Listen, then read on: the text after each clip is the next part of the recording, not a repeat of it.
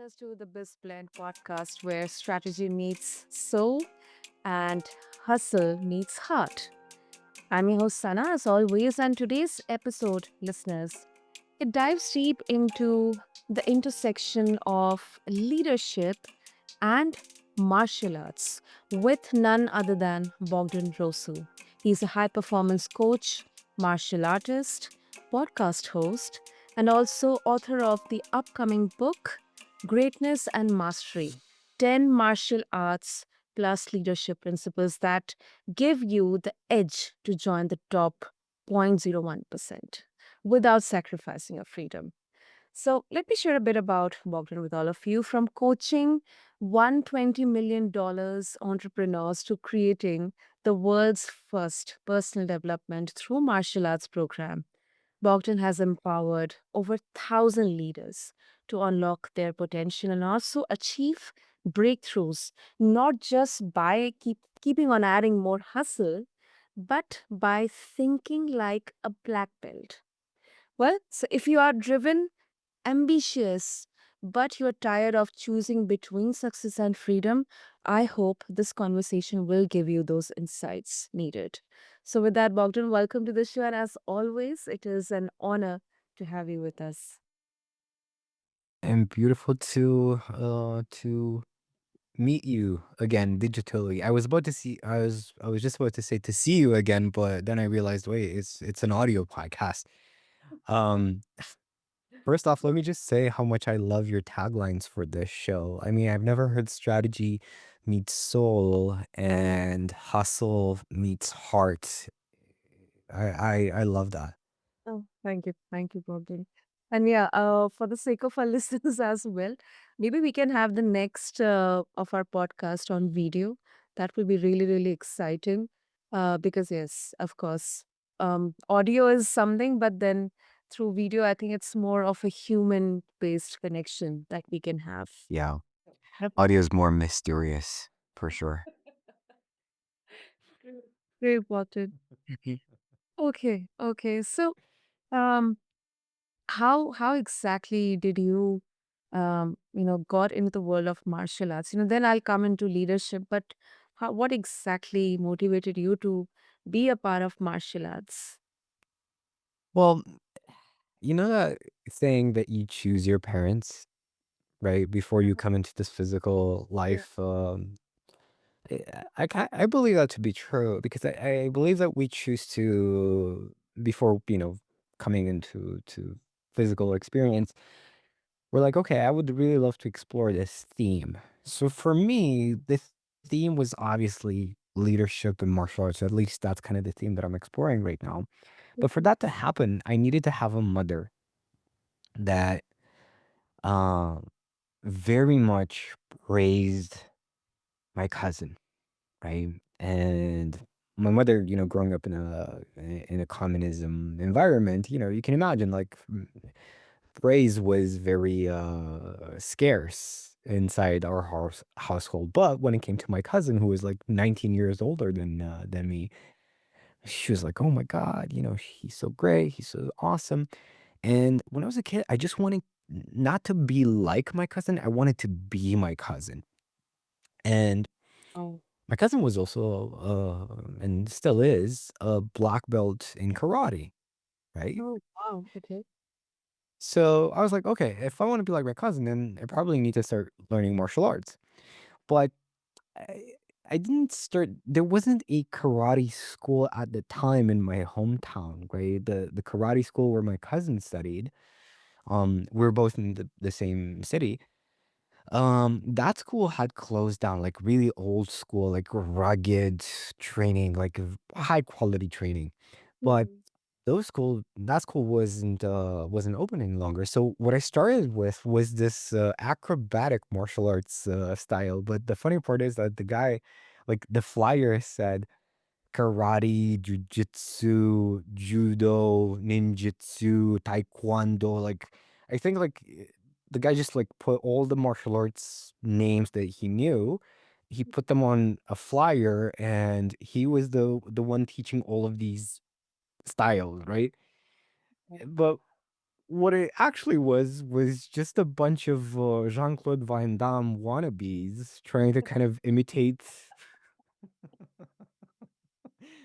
what the guy saw in the movies. I mean, he was Yeah. pretty skilled at fighting. He was really, he was quite skilled, Mm, but none of us could reach his level. Like none of us had any confidence, any actual martial arts skill. Until my cousin took me aside one day, it's like, look, your punches are horrible. You have absolutely no power. You have absolutely no balance. I don't know what you're doing there. I could do backflips and like flying kicks and stuff like that. It's like, look, if you ever get into a fight on the street, you better pray to God first.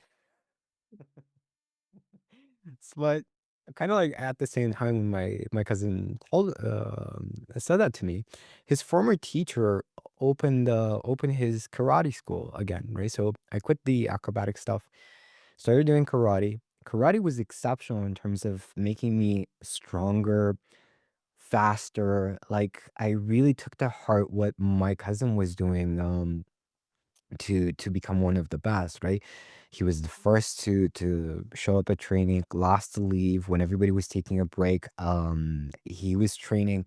So I started doing the same thing, right? So in a very, very short time, I was kind of the same level with the guys who had started before me, right? Actually, the school opened, I think, 1.5 years earlier than when I joined, right? So these guys had a huge advantage over me, but I quickly became one of the best in the school. mhm, But later, when I left Romania to study in Greece in Crete, I wanted to continue with karate, but then I found Wing Chun, and I was shocked to learn that that was Bruce Lee's first martial arts style. Like the speed, the power, the structure, all of it came from Wing Chun. So I fell in love with that, and that's how I eventually became a Wing Chun Sifu, a teacher. mhm. Wow. You know, your storytelling is so articulate because I could picturize all those moments of confusion and then that obsession with, you just don't would be like your cousin, but you wanted to be your cousin. Yeah. And Yeah. moment of realization and transition. So that's really wonderful. But then you also explore leadership in your book. So how exactly the principle of martial arts fuse into leadership in our daily lives or for the leaders? Mhm, mhm. Great question. Well, they're actually when you start to see how they complement each other, it becomes a very, very, very powerful combination, right? To give you an example, and let me know if we touched upon this previously in your other podcasts. Um, Leadership to me means understanding very deeply what your team's dreams, hopes, and fears are, right? And becoming an active component to helping them achieve their visions, their highest visions for their lives. Even if that means them going and starting their own businesses, even if that means them leaving the company because they cannot grow any longer and then starting a new adventure, right? Your job as a leader is to prepare them and sometimes even open the door and say, hey, I have Mary, she's an exceptional high performer. I think she would be amazing for your company, right? And recommending this person. I think that's a huge selling point for somebody who is a high performer and joins your company and say, "Hey, John actually worked here. He started his own company. Now he's making like millions because of what he learned here." Right? That for a high performer in the job interview is exceptionally attractive, right? Um, because they all of a sudden they see you as a launch pad. Now, for you to be able to help your team to achieve their highest vision, you have to be an extremely talented listener Oh, understood. and know. when to shut the fuck up. Right? So here's where the martial arts part comes in. In Wing Chun, you actually learn to be extremely sensitive. Because like imagine I'm placing my left hand on your right forearm, let's say, right? So what you learn in Wing Chun is that when you've created this bridge, you can immediately feel what the person is about to do with their other arm, or with the same arm, or with their leg, or with their kick, and immediately act to block the kick or the punch or whatever is coming, right? You're that sensitive. So, what you're learning is to listen, not just with your eyes or your ears, you're listening with your whole body, with your whole being. Mm? And that's exceptionally powerful when you're having a conversation because it allows you to not just read between the lines, but Mhm. this observer perspective of stepping back, it allows you to kind of be guided by your intuition in a direction that neither yourself or the person that you're leading, that you're helping, you're having a conversation with, you don't know that you're going to go in that direction at the start of the conversation. It might be completely different than, the initial topic, but it is extremely relevant, right? Yeah. So n- I was shocked to see, like, I've had many coaches myself, and I was shocked to see how rare this skill actually is. Because everybody wants to tell you what to do, but nobody really takes the time to see you like at a soul level and say, hey, what if we tried this? But actually, you tune into the exact perfect thing, the perfect element that that person needs in that moment, right? So that's exceptionally powerful. Now, another concept from Wing Chun Mhm. is the idea of blending offense and defense in the same motion, right? And attacking and defending at the same time. Now, in a sparring scenario, it is extremely hard to do, right? But once you get the hang of it, you get into this mindset of both offense and defense, right?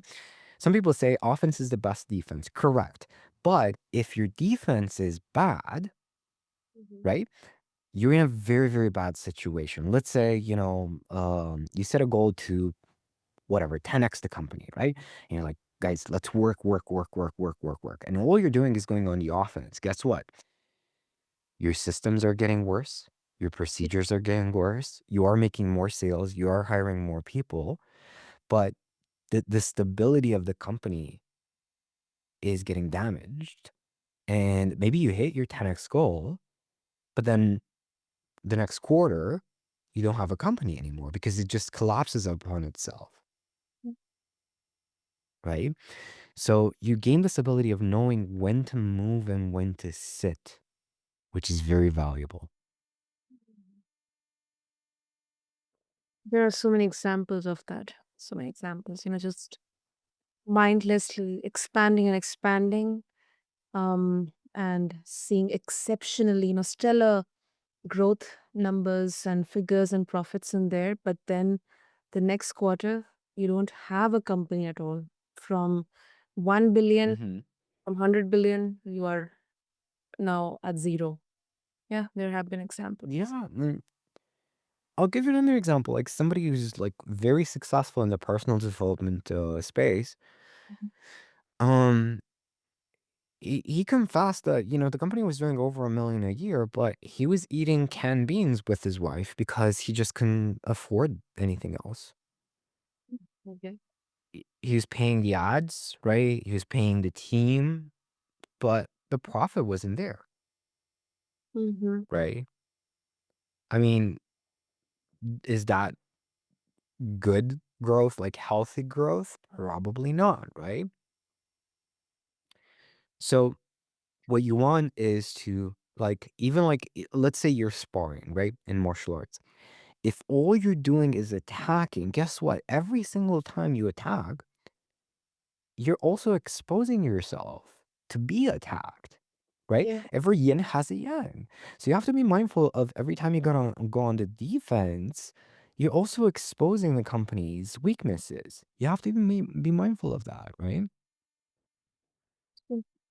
That's true. And uh, then this is a very very old, not exactly saying, but a kind of teaching which our elders, they have been teaching, that when you are successful, when people start to notice you, that's when the most vulnerable you are, and you should be prepared for Mm. vulnerable moments. Mm-hmm. That time people will Yep. start pointing out your mistakes, even if you haven't done any one of them. So, yeah. Yes. And that is a huge, huge, huge trap. One of the reasons why like people feel stuck, right? That's kind of where I step in when you're stuck. Why are you stuck? Because deep down, you cannot avoid the truth. And the truth is that you feel you're going to be more exposed and more vulnerable when you will have the goals because you haven't yet done the required work to be stable and happy and fulfilled with where you are, to see yourself as a winner, right? Because I talk about in the book, why do you need to fall in love with the journey? Everybody says the journey is the reward, blah blah, right? But there's actually something like there's very practical reasons to why you need to fall in love with the journey. Meaning, um, let's say you make the goal the reward, right? Hmm. You get the goal, you're so happy, so proud of yourself, and you stop doing the work. But your competition doesn't stop doing the work, right? Or you don't get the goal, you get disappointed, Hmm. right? And you stop doing the work. Or you get the goal and you're like, is this all there is? I thought I was going to be happy. I thought I was going to be fulfilled. I thought my life is going to be amazing. And yet I'm still miserable, right? That's extremely painful. And what happens? You stop doing the work. But if the work becomes the reward, it doesn't matter if you're making 100,000 a year, if you're making 1 million a year, if you're making 10 billion a year, if you lose everything, it doesn't matter because you're getting all of that reward, all of that joy from showing up and doing the work. It's not easy, What do you say? but it's very practical. And with that, my next question comes. You say the top 0.01% mindset. I mean, I have, till now, I have heard so many rarities, that there aren't many great listeners or observers out there. Maybe that Mhm. kind of justifies the percentage here, but what exactly, if I want to be a part of this top 0.01% mindset, what kind of qualities or skills should I have as a leader? Mm, beautiful question. First off, it starts by defining what does that mean to you Okay. personally. Hmm? Because um again, someone like the people who are at the absolute top, and we kind of touched upon this in our previous interview of like the number one people in MMA, for example, they're very humble, right? They're very happy, right? They really enjoy what they're doing. So that's one element, right? But secondly, like the people who are really at the top, it's rare that they set a goal to be a billionaire, right? To have a $1 trillion company. And in most cases, the output, the outcome was a result of just them really deeply loving what they were doing. So that's Mhm. the first one, right? It kind of circles back to what we touched upon. Like if you make the goal the reward, you're never Mhm. going to be in the top 0.01% because you're always going to be tempted to stop, right? But if you Mm. just love what you're doing, like the idea is show up if one person is listening, show up if the whole planet is listening. The whole like show up exactly the same with the same enthusiasm, with the same passion, with the same excitement, right? Again, it's not easy to some people are born with this, right? They're naturally unconsciously gifted in just saying, "Screw it, I'm fine, like, the money's gonna take care of itself, I'm just gonna follow my heart," right? For example, Joe Rogan, right? Yeah. Um, he was always moving with life and following his intuition, following his excitement. It was never in still, he talks about it to this day, like, it was never his intention to be the number 1 podcast in the world. It was just an outcome of him following his passion, his excitement. Yeah. Without expectation, without insistence on something specific happening. In a way, it's the power of paradox, you Mhm. know? The less you want an outcome and you're thinking about, "Okay, I need to get this, I need to get that," the more you get it, you know what I mean? Mm. That's really, really, I think, yes, that is gifted in some way or the other. But do you think it can be changed, um, even if, let's say, I've achieved my goal, I Mhm. feel like, okay, I have done something really good. This kind of, internally uplifts me. And then I decide to take a bit of rest, pause, and then maybe I'll think what to do next. Do you think it still uh, is doesn't make me a part of that 0.1% mindset You know of what? Let's make this a bit more practical, the saying, "The more personal, the more universal." uh Um, what does that mean to Sana? Right? Being a top 0.1% leader. okay. Okay, I think for me it is about not giving up, because I have had so many situations where I could give up. I had Mhm, actually given up, but then mhm, something within me, even I myself don't know, something within me just helped me to, move forward. And that not only it's in my adulthood, but also in my childhood. You know, mhm, I have had this obsession, especially, because my parents they had a lot of expectations from me, that I need right. to be on top of my class Mhm, every mhm, quarter or every semester, and every class, from like to junior to high school and all. So, and I had changed 3 schools in my lifetime. So mhm, sorry, 4 schools. So every new school I'm going, um, every new school I'm going, it's new environment. It's I had to make new friends. I had to mhm, build that rapport with my teachers and kids. So the initial, 2 quarters, I used to not achieve the goals, but then I always used to achieve what I had dreamt in the mhm, um, final attempt, and right.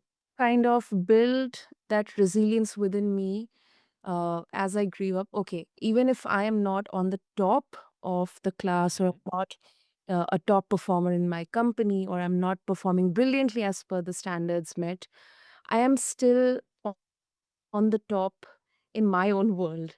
I'm not giving mhm, up here.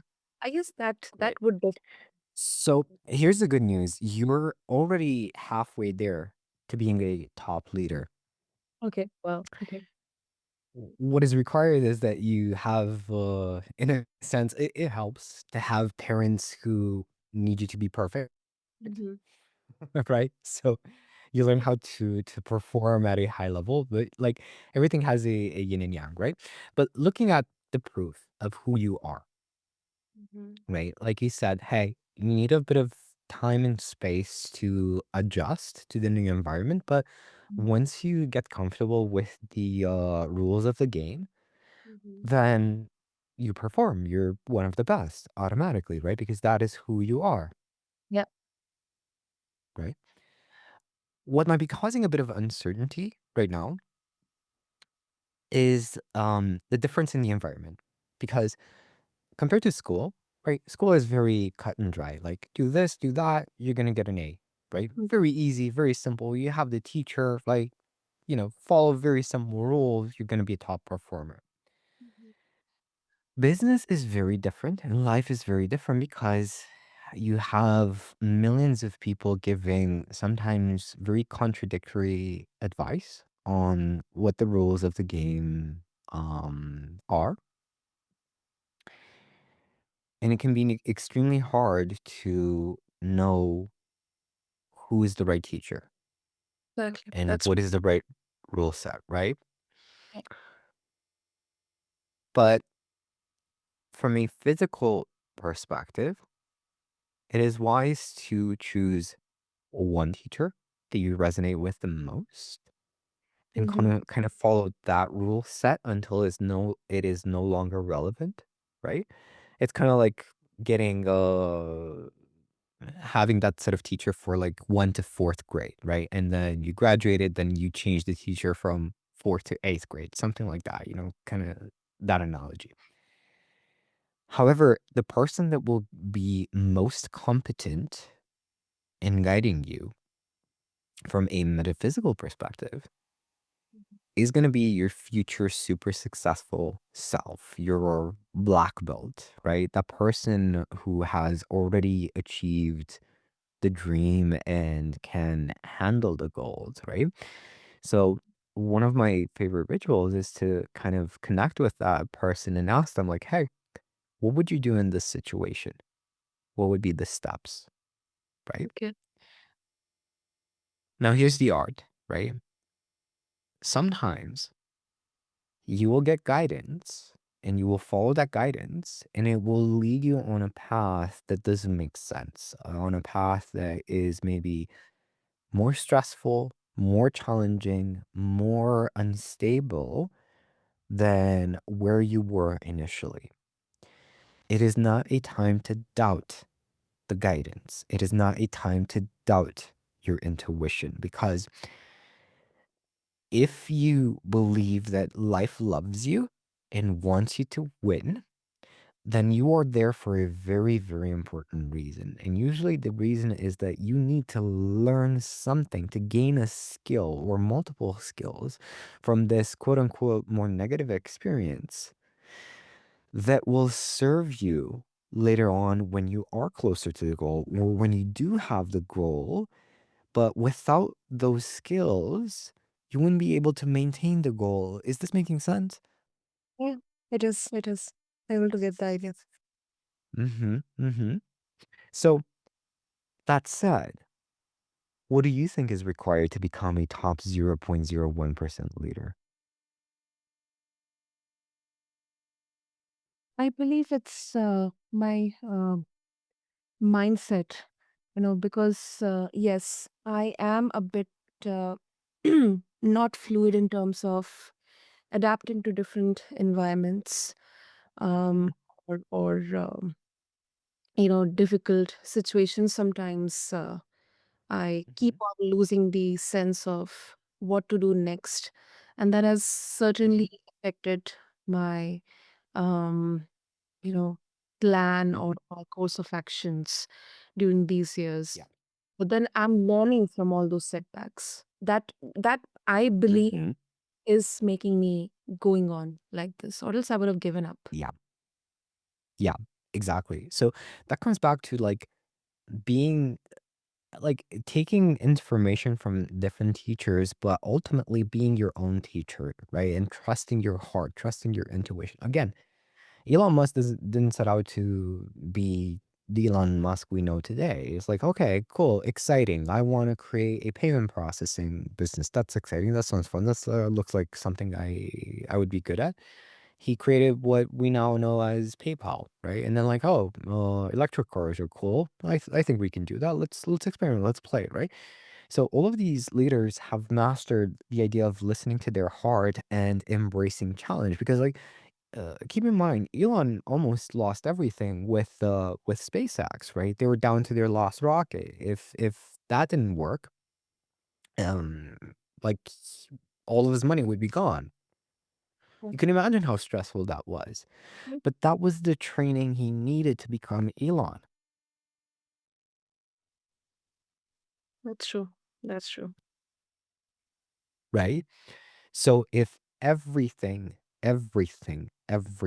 whether it's quote unquote positive or quote unquote negative, Mhm. everything is serving you, then why would we treat it with resistance, with why is this happening to me? Why isn't this easy? And why not just treat it with, oh, hmm, there's a new dungeon to this game that I haven't explored. How exciting. Let's dive in, right? Let's see what happens. Let's see how deep we can go in this stinky dungeon, right? Let's get to the unknown. Let's test the waters. Yeah, exactly. Like, how deep can we go, right? What can we learn from this? What are the rewards, right? If you play a video game and you run into a cave, you're not gonna be like, "Oh shit, not a cave. What am I gonna do?" You're like, "Oh, there's treasure inside. Let's see what happens," right? Oh, great. Great talking. So before we wrap up, if our listeners they Here's would, yeah, yeah, go here's on. something that I think will massively serve you. Uh-huh. Remember who you are. Remember that despite all of the uncertain moments in your life, that you always found your footing and you always found yourself in these new circumstances. This is no different. True. Great. How did that And feel? that definitely feels powerful. Definitely feels powerful. Mm, And it's healing. Because It's healing and powerful at the same moment. because you're tuning into your real self. Yeah. And your real self is behind a veil of fear and uncertainty. True. That's true. Yeah. So make it a habit at work. I would personally make it a habit to allow that version of you to lead more. Hmm. That's really great, Bogdan. Thank you so much. And yeah, I mean, if our listeners would like to get a hold of your upcoming book, when should they expect it? And how they can get a hold of it? That's a good question. So chapter 1 and 2 are already available. Through the link in the description, they can get immediate access to that and to a few more resources. I would love their feedback on chapter 1 or 2. Um, the book is halfway done, I would say. So maybe in a couple of weeks it will be ready, and then in a few more weeks will be probably it depends on how long it takes to make it nice, make it look nice on the inside, not just on the outside, yeah. So let's just say 90 days to 2 months for safety. But like I said, chapter 1 and 2 are already extremely powerful. A lot of what we talked about today are in the first two chapters. Oh, wonderful. Wonderful. Great. I'll make sure to have everything in the show notes. And Bogdan, thank you so, so much for this really personally inspiring episode for me as well on BizBlend. Um, I mean, you're beautifully, I mean, with your story, with your journey, and then the insights from the world of martial arts, how they fuse with leadership. I think this was really, really such an inspiring conversation today. Yeah, and I appreciate you. And by the way, how many episodes in are you with this podcast? Oh, I mean, it will be more than 500, I guess. There you go. So Here's some more good news. You're already very, very close to being in the 0.01% because 90% of podcasters never go past episode 10, right? Yes, I And agree. then 90% of those people who get past episode 10 don't get past episode 100. So, hey, you're really, really close. It's time to get yourself some slack. But then I'm not going to stop. Why would you? This is so fun, right? Exactly. Exactly. Oh, wonderful. Wonderful, Bogdan. And to all the listeners, thank you so much for tuning into this episode of BizBlend. Thank you to all of you for being a part of the BizBlend podcast. Do check out the first two chapters of Bogdan's book, Greatness and Mastery. I'll have the links in the show notes. And also, don't forget to check out his podcast, Stories from Your Future Self. And keep an eye out for the book launch as well. Until next time, this is your host, Sana on BizBlend. Thank you.